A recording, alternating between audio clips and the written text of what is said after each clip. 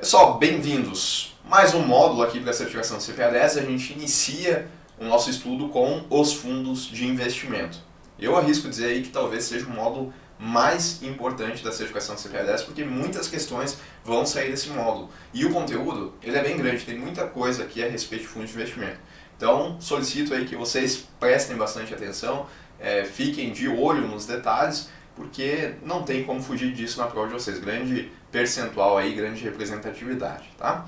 Então vamos começar, a gente vai contextualizar os fundos de investimento nessa primeira aula e ao longo das próximas a gente vai detalhando de acordo com o que a ANBIMA ela nos cobra, tá? Então, fundos de investimento. Um fundo de investimento é uma modalidade de aplicação financeira caracterizada pela união de recursos de vários investidores que investem esses recursos em outros ativos, tá? Então, primeiro, fundos de investimento, como o próprio nome diz, é um tipo de investimento que está disponível para as pessoas no mercado financeiro brasileiro, tá? E a gente vai ver que a principal característica, e eu já vou colocar um exemplo aqui para facilitar mais, tá? É a união de recursos, tá? Então, esse é o grande ponto aqui que vocês já têm que ir pegando, união de recursos de vários investidores. Devido a essa união, né, dos recursos, os fundos de investimento são atrativos, especialmente para pequenos investidores, pois com aplicações muitas vezes de pequeno valor, um investidor consegue se juntar a um fundo e ter acesso ao mercado financeiro de capitais geralmente acessíveis apenas a grandes investidores e especialistas do setor. Tá? Então, vamos agora, a gente vai exemplificar isso aqui, depois eu volto aqui para a gente entender tudo que está escrito aqui. Então, primeiro, vocês já sabem que fundos de investimento é uma modalidade, uma aplicação financeira que está disponível aqui no mercado financeiro. E vocês já sabem que uma característica dele é que ele permite a união de recursos. Mas como é que funciona isso aqui na prática? Vamos pensar o seguinte, vamos pensar aqui que eu tenho, tá? Vamos pensar aqui que eu tenho R$1.000 para investir. Eu tenho esses R$1.000 aqui hoje. Tá? Eu poderia colocar na poupança? Poderia, né? A poupança não tem um limite mínimo de valor exigido. Se eu quiser colocar R$50 na poupança, eu posso. Poderia colocar esses R$1.000? Poderia também. Mas vamos pensar que eu quero diversificar um pouquinho aqui meu investimento. Eu não quero investir numa poupança, eu quero ganhar um pouco mais. Aí eu quero investir numa LCI, que é um título bancário também, né? E que tende a pagar mais do que a poupança. Só que olha só, o banco lá está me pedindo um valor mínimo inicial para investir nessa LCI de R$10.000, tá? Então vamos supor aqui que eu quero investir na LCI, mas o banco está me pedindo esse valorzinho aqui inicial, 10 mil. Eu pergunto para vocês, eu consigo investir? Se o mínimo exigido é 10 mil e eu tenho R$1.000, não, né? Eu vou ter que, via de regra, eu vou ter que juntar os outros R$9.000 que estão faltando aqui. Bom, se não existisse os fundos de investimento, aí acabava aqui, né, o problema, não tinha o que eu fazer. Mas olha só, eu posso fazer o seguinte, eu posso encontrar outras 9 pessoas, tá? Apenas um exemplo, que também estejam dispostas a colocar o dinheiro delas em uma LCI e que elas também não tenham recursos suficientes para aportar lá de maneira individual. Então vamos supor, daí essa galera aqui do lado, não desenhei os 10 bonecos, né, porque não ia caber, mas vamos supor aqui, tá, que a gente tem 10 pessoinhas aqui e cada uma dessas 10 pessoas, aliás, 9, né, porque uma está aqui já, outras 9 aqui então, cada uma delas tem também R$1.000, né, e assim por diante. Se a gente pegar os R$1.000 de cada uma dessas 9, mais os meus R$1.000, aí a gente vai conseguir comprar essa LCI de R$10.000, tá? É isso, a união de recursos são os investidores colocando dinheiro juntos em um fundo e esse fundo vai aplicar em outros ativos financeiros. Pode ser LCI, pode ser debenture, pode ser ações, pode ser uma infinidade, né? Títulos públicos, pode ser uma infinidade de outros tipos de ativos. E a depender dos ativos que esse fundo de investimento aplica, a gente vai ver que mais para frente ele recebe uma classificação. Tá? Tem fundos que são classificados como de renda fixa, tem fundos que são classificados como de renda variável, multimercado, cambial, isso a gente vai ver um pouquinho mais para frente. Mas já vamos pegando essa ideia, tá, de que, de acordo com o que o fundo de investimento está usando o recurso da união dos investidores, aonde ele está aplicando esses recursos, vai surgir a classificação do fundo, tá? E o fundo nada mais é do que a reunião desses recursos aqui dos investidores. Agora a gente vai aprofundar um pouquinho mais, tá?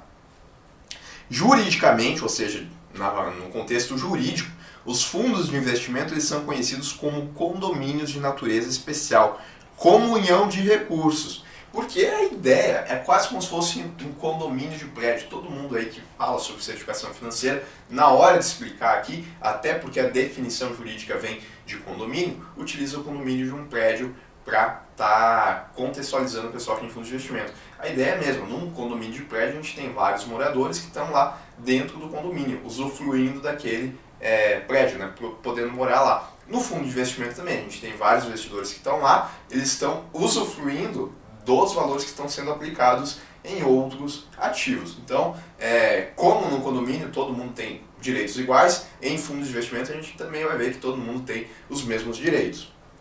Os quais são constituídos com o objetivo de promover a aplicação coletiva dos recursos de seus participantes. O patrimônio, ou seja, patrimônio, tá? Os R$1.000 aqui de cada um, mais os meus R$1.000 que compõem o fundo, é dividido em cotas, sendo que os investidores são detentores dessas cotas, razão pela qual são chamados de cotistas, tá? Então a gente está indo um pouquinho mais além, né? A gente está indo aqui nas características técnicas. Então, percebam que cada um dessas pessoas aqui colocou R$1.000, né? Vamos representar isso. Bom, são 10 pessoas, a gente vai ter um total de patrimônio nesse fundo de quanto? R$10.000, correto? Esse é o patrimônio do fundo, que é a soma dos R$1.000 de cada uma dessas pessoinhas aqui que colocou seus R$1.000. O que eu tô falando para vocês aqui é que esse patrimônio ele é dividido em cotas, sendo que os investidores eles detêm essas cotas. Nesse exemplo fica muito fácil a gente atribuir que cada cota vale R$1.000. Aí eu pergunto para vocês, quantas cotas eu tenho? Eu tenho uma cota. Esse outro investidor tem uma cota também. E esse outro investidor, uma cota. E pela razão pela qual eu tenho uma cota, eu sou chamado de cotista. A mesma coisa para cada um desses. Aqui apenas eu estou exemplificando, tá? O valor da cota eu não vou ter só uma cota no fundo de investimento. O valor da cota provavelmente ela vai ser menor e eu vou ter várias cotas, tá? Se eu quiser entrar no fundo de investimento, o que eu vou fazer? Eu vou comprar cotas para entrar nesse fundo. Se eu for sair desse fundo, eu vou vender as minhas cotas. Ou melhor, o gestor vai vender os ativos suficientes para fazer o pagamento das minhas cotas. Mas isso a gente vai ver mais para frente. Apenas vamos pegando esses nomes aqui, né? Cotas tem que estar bem claro para vocês que é a divisão do patrimônio do fundo. Cada investidor é detentor de cotas e não do volume financeiro. Quando a gente estiver falando de fundo de investimento, eu não vou dizer que, apesar, até digo, né? Mas aqui sob o contexto da prova de vocês, eu não vou dizer que eu tenho R$100.000 em fundo de investimento. Eu vou dizer que eu tenho tantas cotas, né? E daí, através do valor da cota, eu chego no valor que eu tenho, no montante que eu tenho, tá? Apenas reforçando aí esse conceito, porque ele é bastante importante. A gente vai falar bastante de cotas ao longo aqui do curso.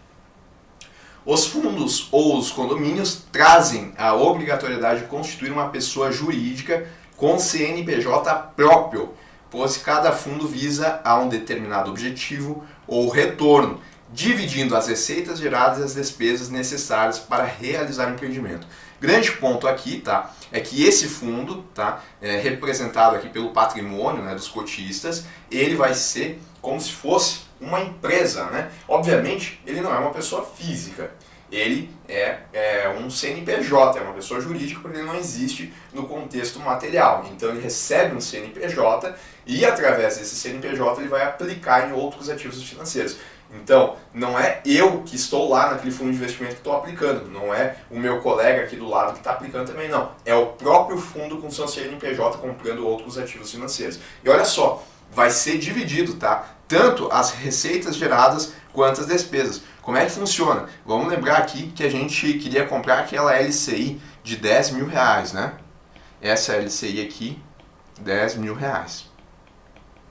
Vamos supor que depois de um ano, essa LCI ela entregou uma rentabilidade de 10% e agora ela está em R$11 mil. Bom, olha só, o valor da cota ele era de R$1.000, né? Como é que vai funcionar? A gente viu que o fundo de investimento, através da LCI que ele aplicou, ele obteve um rendimento de R$1.000, né? Como é que a gente vai passar esse rendimento aqui para os investidores? Porque até agora quem recebeu o rendimento foi o fundo, né? Mas como é que a gente distribui? Então, olha só, se antes cada cota valia R$1.000, né? Porque a gente tinha um total de quantas cotas? A gente tinha 10 cotas, né? Então, 10 cotas vezes 1.000, R$10 mil. A gente continua tendo as mesmas 10 cotas. Eu pergunto, entrou alguém novo aqui no fundo de investimento? Não, não entrou ninguém, continuam os mesmos 10. Então a gente ainda tem 10 cotas. Só que agora o patrimônio do fundo é de 11 mil. Eu tenho 10 cotas, 11 mil. Agora cada cota ela vai passar a valer, né, R$1.100. Tá? Então antes eu tinha uma cota que valia 1.000, agora eu tenho uma cota que vale 1.100. Percebam que eu recebi R$100, é a proporção, né? Eu recebo de forma proporcional de acordo com o número de cotas que eu tenho. Se algum investidor aqui tivesse duas cotas, tá? Se a gente tivesse 9 investidores ao invés de 10, 9, e um desses tivesse duas cotas, ele ia receber R$200 de rendimento. O rendimento é proporcional ao número de cotas, tá? Ele teria aqui 2.200, ele teria duas cotas de 1.100. Então essa é a ideia, é assim que a gente repassa os lucros dos fundos de investimento. A mesma coisa é se tiverem despesas, a gente vai dividir de forma proporcional de acordo com o número de cotas. Mas aí a gente vai ver depois quais são as despesas que podem incidir no fundo de investimento. Então lembrem, primeiro, ele tem que ser constituído sob a forma de CNPJ e tanto os lucros, receitas, quanto as despesas, elas são divididas de acordo com o número de cotas dos investidores.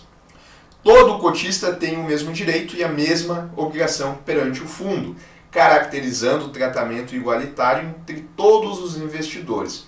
Além disso, os fundos devem ser registrados junto à CVM e são regidos por essa instrução normativa, a instrução CVM 555 de 2014. Tá? Então, grande ponto, e eu já até tinha adiantado para vocês, é de que os cotistas, que seriam os condôminos, né, se a gente estivesse pensando aqui em um condomínio, eles têm os mesmos direitos, independentemente do número de cotas. Lembra daquele exemplo que eu falei que o cotista ele tinha, que o cotista tinha duas cotas enquanto os demais tinham uma só, e ao invés de 10 a gente tinha 9? Bom, mesmo nesse caso, que ele tem o dobro de número de cotas de qualquer outro investidor, ele vai ter os mesmos direitos e as mesmas obrigações, porque o tratamento é igualitário. E além disso, tá, o fundo ele tem o CNPJ e esse fundo ele deve ser registrado aonde? Deve ser registrado na CVM, que é o órgão responsável aqui por estar cuidando desse mercado. Tá? Então tem que registrar o fundo lá na CVM.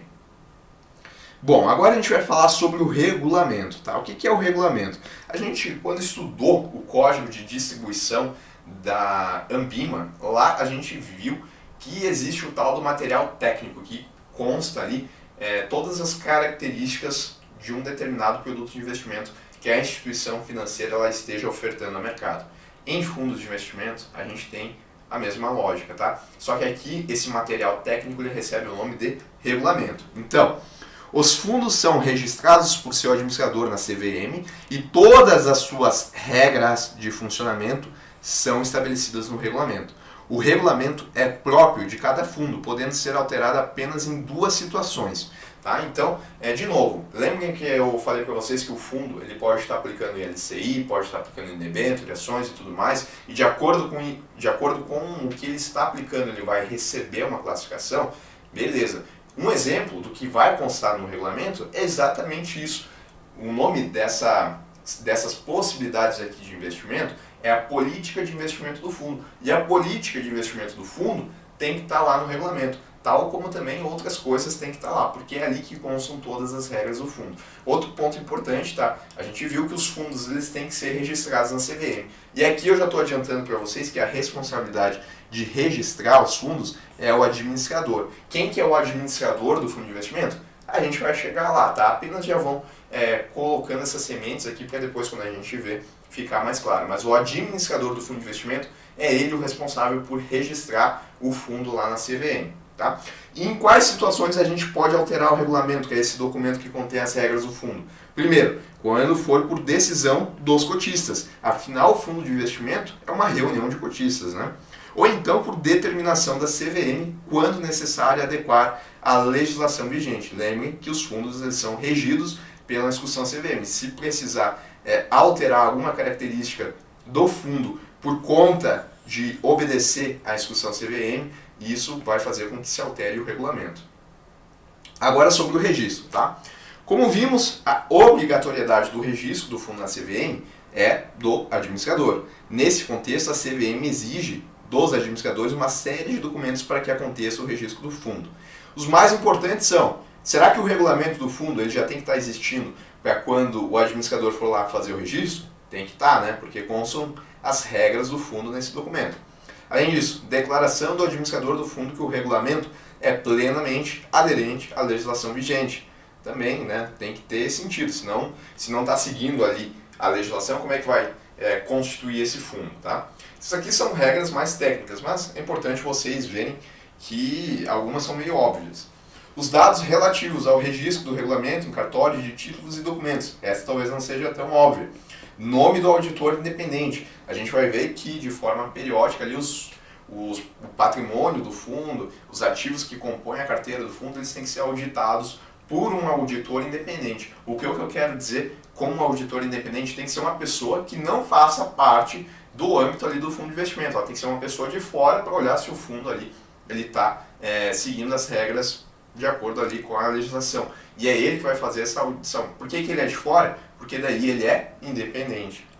Inscrição do fundo no CNPJ, lâmina de informações essenciais no caso de fundo aberto que não seja destinado exclusivamente a investidores qualificados. A lâmina de informações essenciais, ela é tipo um material publicitário, onde vão constar ali as regras, só que de maneira mais resumida, tá? O regulamento, ele é mais amplo, ele é mais detalhado, ele tem mais características do fundo. A lâmina de informações essenciais tem o principal ali, mas de forma mais resumida, mais sintética ali, para facilitar, né, comparar diferentes fundos de investimento. Bom, sobre a estrutura dos fundos, tá? Existem duas diferentes estruturas de fundos de investimento no mercado. São elas: a gente tem propriamente os fundos de investimento e os fundos de investimento em cotas, que também são chamados de FIC. O fundo de investimento, que é o que a gente vai ver agora, é exatamente o que eu contextualizei para vocês até agora, tá? É aquela lógica ali. A gente se reúne, tá? A gente coloca o dinheiro, isso faz parte do patrimônio do fundo, o fundo vai lá e coloca esse dinheiro em LCI, coloca em debêntures, coloca em outros ativos financeiros. Essa é a ideia do fundo, tá? Então, olha só, o fundo de investimento é o que tratamos até agora. É um tipo de fundo que aplica seu patrimônio em ativos, né? Aí vocês entendam, LCI, debêntures, título público federal e assim por diante, disponíveis no mercado financeiro, tais como ações, títulos públicos, títulos de empresa, entre outros. Os fundos possuem a figura de um gestor. Eu já falei que os fundos eles têm um administrador, né? Agora a gente está indo além. Além do administrador, tem um gestor que é responsável por decidir em que lugar o fundo vai investir o seu patrimônio, né? Se vai comprar a LCI do banco A ou se vai comprar do banco B. É o gestor que vai decidir aonde que vai aplicar o dinheiro. Além disso, o gestor de um fundo de investimento adquire ou se desfaz de aplicações em nome do fundo, a cada movimentação de aplicação e resgate dos cotistas que alteram o PL desse fundo. Então, só para voltar aqui, lembrem, tá? Que os fundos, eles vão aplicar aqui em ativos. Mas não vai ser esse pessoal aqui de maneira individual. Eu falei que vai ser o CNPJ do fundo que vai aplicar o dinheiro, né? Que vai colocar o dinheiro lá na LCI, por exemplo. Só que o CNPJ não existe, né? Como é que eu vou dizer? Ele não existe fisicamente, ele não consegue ele dizer lá e que vai aplicar. Ele precisa de um representante. Nesse contexto, o representante seria o gestor do fundo de investimento. É ele que vai fazer essas aplicações aqui, tá? Cuidado para não confundir com o administrador. Bom, e o que seria então os fundos de investimento em cota? O fundo de investimento em cota, ele compra cota de outros fundos, ou seja, é um tipo de fundo que investe em outros fundos de investimento. Olha que doido isso daqui. Eu não falei para vocês que o patrimônio do fundo ele vai ser usado para comprar ativos financeiros, né? Vai ser usado para aplicar em outros ativos financeiros? Falei, será que o fundo de investimento também não é um ativo? Ele é. O fundo de investimento em cotas, então, ele é caracterizado por um fundo de investimento que vai comprar cotas de outros fundos de investimento. É um fundo de investimento investido em um fundo de investimento. Tá? Então, aqui, na nossa ideia, no nosso exemplo, melhor, a gente tinha isso daqui, né? O fundo de investimento foi lá e comprou a LCI. Mas a gente podia ter a seguinte situação. Vamos pensar que o valor mínimo exigido aqui para a LCI, ele era de 100 mil reais. Olha só, com 100 mil reais, eu com 1.000 reais não compro de jeito nenhum essa LCI, né? Tá faltando muita grana. Mesmo eu me reunindo com 10 pessoas, eu ainda não consigo comprar essa cota aqui, porque o fundo ele tem um patrimônio de 10 mil reais. Mas agora, eu poderia fazer o seguinte, aliás, o fundo de investimento aqui poderia fazer o seguinte, se ele fosse um fundo de investimento em cota, ele ia pegar os 10 mil reais que ele tem, tá? E ele ia comprar cotas de um outro fundo que está aqui, e que esse fundo aqui tem um PL maior, né? Vamos supor que o PL desse fundo aqui, o patrimônio dele, seja de 1 milhão, porque a gente tem outros fundos que estão investindo, outros investidores que estão colocando seu dinheiro nesse fundo aqui, tá? Então, eu estou comprando uma cota desse fundo. Vamos supor que cada cota vale 10 mil reais, tá?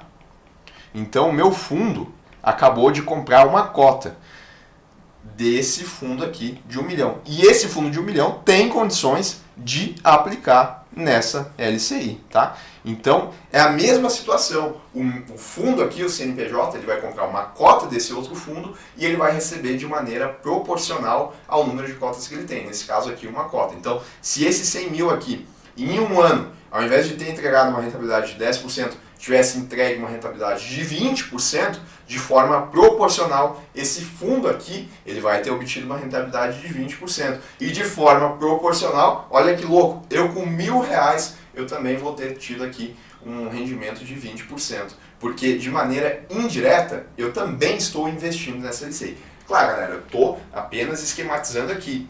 É óbvio que a gente vai ter taxas para reduzir essa rentabilidade, a gente vai ter taxa de administração, a gente vai ter imposto de renda, não nesse caso, né, porque está investindo numa LCI, mas o que eu quero dizer para vocês é que existem algumas taxas que vão ser cobradas aqui e que não é assim tão bonito na prática, né?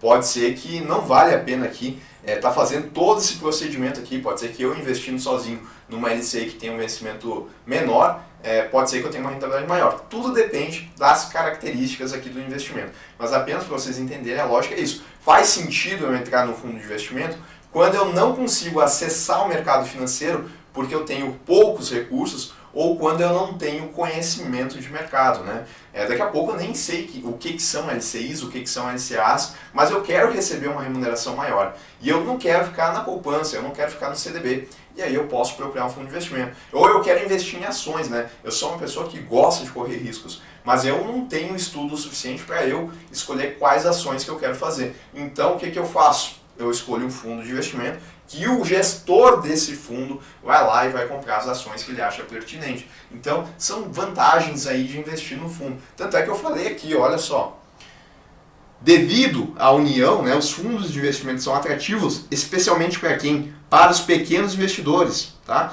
Pois, muitas vezes, com aplicações de pequeno valor, o investidor consegue se juntar a um fundo e ter acesso ao mercado financeiro de capitais geralmente acessíveis apenas a grandes investidores ou então especialistas no setor. Olha só como agora faz sentido isso daqui, tá? Então, isso daqui acho que deve ter ficado claro para vocês, que um fundo de investimento em cota nada mais é do que um fundo que investe em outro fundo. Essa estrutura de fundo, inclusive, é a mais comum no varejo, razão pela qual a maioria dos investidores aplicam seus valores nesse tipo de fundo. Então, se vocês procurarem um fundo de investimento para comprar, muito provavelmente ele vai ser um fundo de investimento em cota, porque é muito mais fácil comprar cotas de um fundo que já está existente do que começar a aplicar de maneira direta. Pelo menos a lógica que a gente tem aqui no nosso mercado financeiro é essa. Importante é que, mesmo sendo um tipo de fundo que na maior parte investe seus recursos em outros fundos, é verdade que os fundos de investimento em cota também podem investir diretamente no mercado, mas essa parcela é limitada a 5% do patrimônio líquido, uma vez que os outros 95% do PL necessariamente devem investir em outros fundos, com exceção dos fundos de investimento em cotas multimercados. Tá? Bom, lá no nosso PL, do nosso fundo, a gente tinha um valor de R$10 mil, né? R$1.000 de cada investidor. Então, desses R$10 mil, 9.500, pelo menos, tem que ser investido em cotas de outro fundo. Se não investir pelo menos 95%, então ele não vai ser caracterizado como um fundo de investimento em cotas. Se ele quiser, ele pode investir os 10 mil, tá? Mas no mínimo 95%. A exceção da regra é quando a gente está falando de fundos de investimento em cotas multimercados. Renan, o que é um fundo multimercado? A gente vai estudar em detalhes, tá? O que é essa classificação. Mas é assim, é um tipo de fundo que ele pode aplicar tanto em renda fixa como em renda variável, pode usar uma gama de estratégias, ele não tem limites, né? Depois a gente vai estudar aqui, para um fundo de renda fixa ser considerado renda fixa, ele tem que investir tanto em renda fixa. Para ser um fundo cambial, tem que investir tanto em cambial. O multimercado ele não tem essas limitações, tá? Tanto é que ele não tem essa limitação também quando a gente está falando em cotas.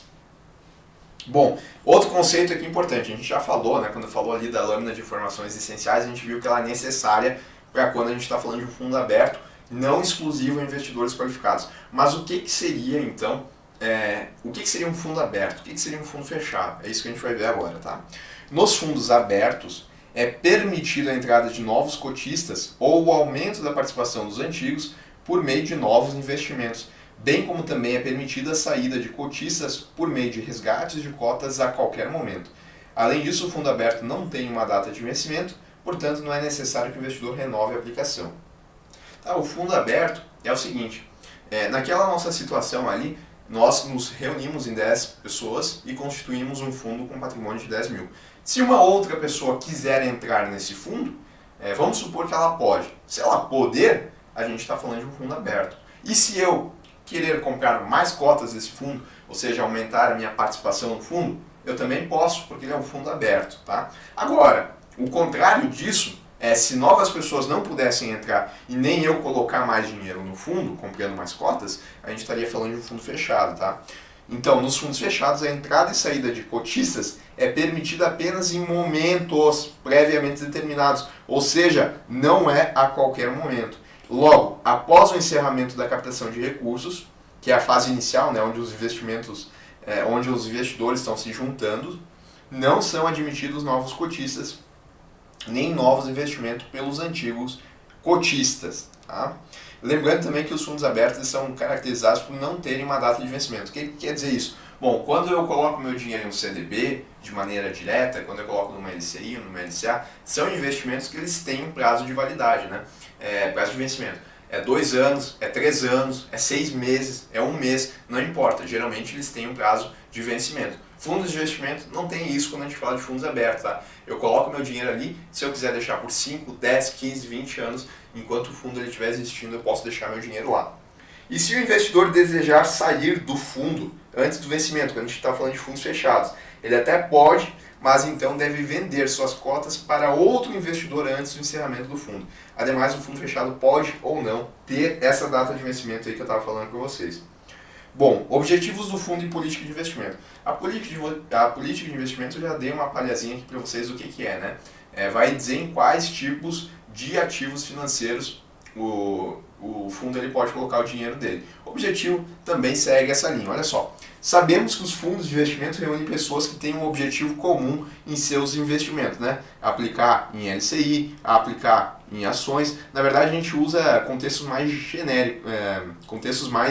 genéricos aqui eu estou sendo muito específico, né? Mas na verdade ele vai aplicar em renda fixa, vai aplicar em ativos do mercado exterior, em ações de determinado setor, enfim, tá? Inclusive tá aqui, ó, esses objetivos podem ser investir em ações de um setor específico ou de debêntures de diversas empresas, por exemplo. Independentemente dos objetivos, a política de investimento descreve a estratégia que o gestor irá adotar para atingir os objetivos. A política de investimento está definida na lâmina de informações essenciais e, óbvio, né, tem que estar lá no regulamento. E aponta quais os ativos que o administrador pode investir, o patrimônio do fundo. Se o objetivo é um fundo de renda variável, de ações, então, na política de investimento desse fundo, eu não vou poder investir, via de regra, né, colocar meu patrimônio ali em grande parte em ativos de renda fixa, né, porque foge dos objetivos do fundo. Tá?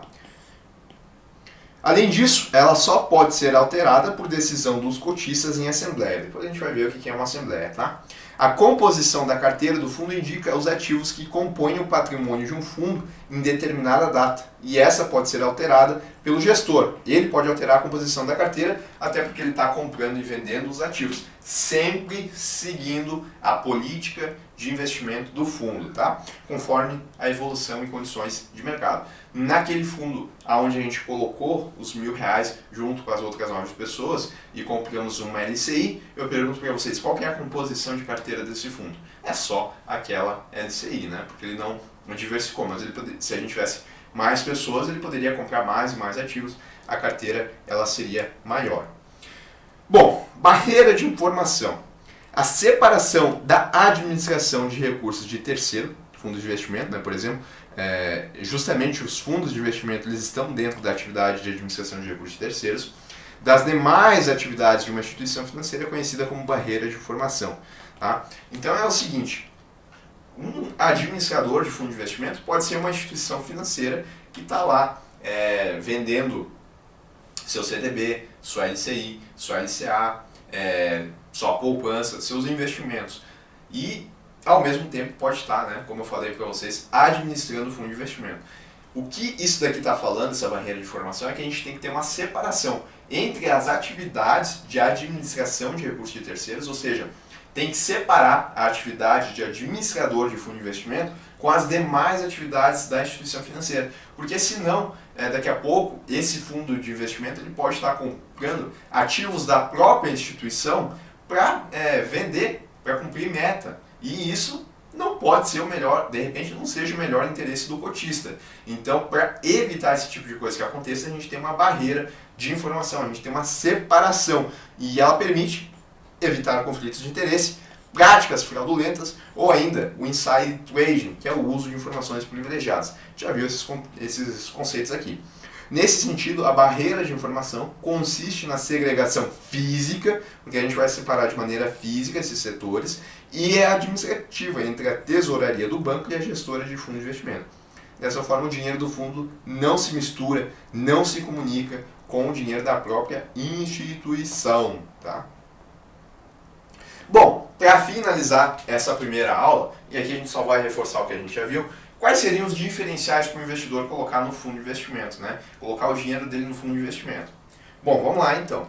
As principais vantagens proporcionadas pelos fundos de investimento ao investidor são, primeira delas, a acessibilidade ao mercado financeiro. Lembrem, né, que se o investimento for muito alto, talvez ele não consiga, mas através de um fundo de investimento ele consegue acessar. Diversificação, porque o fundo, né, uma coisa é eu com R$1.000 tentar comprar ações de 10 empresas. Provavelmente eu não vou conseguir. Eu vou conseguir comprar um lote, 2, 3 lotes, mas não de 10, 15, 20 empresas. Agora, se eu colocar no fundo de investimento, devido ao patrimônio maior que ele tem, ele consegue diversificar. Além disso, os riscos dos ativos individuais versus o risco da carteira. Eu colocar em 3 ações, que é só o que eu consigo comprar, eu vou estar sujeito a um risco de mercado muito maior do que se eu tivesse 5, 6, 7 ações de outras empresas. Então, nesse sentido aqui, investir em fundos de investimento também reduz risco, não só de mercado, mas o de crédito também. E liquidez, tá? Os fundos de investimento permitem aqui que os investidores, via de regra, consigam resgatar a qualquer momento os seus recursos, tá? A não ser ali quando a gente estiver falando de fundos fechados, que daí o cara tem que vender as suas cotas. Mas essas são as regras, tá? Terminamos assim então essa primeira aula, esse pontapé inicial aqui nesse módulo aqui, que é um dos mais importantes para a CPA 10, e a gente volta aí na sequência aprofundando os fundos de investimentos. Um abraço e até mais.